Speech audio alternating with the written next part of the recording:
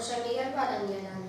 Atan Gipuzkoako 1899ko abenduaren 21an jaio zen, eta 1991ko abenduaren 21an hil egin zen.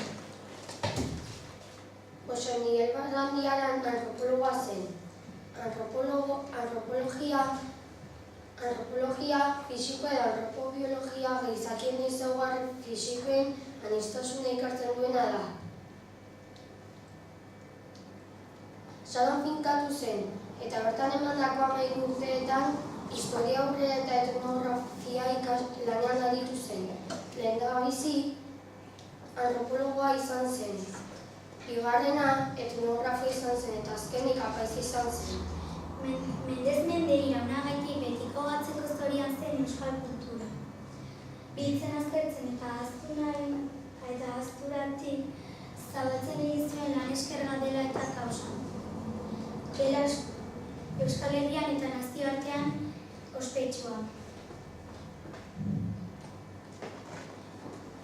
1975-tik 1977 Nafarroako Unibertsitatean Euskal Etnologiko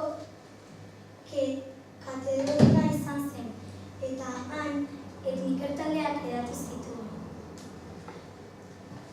Bertan Euskal Herriko atlas etnografiko lehenengo pausoak egin zituen.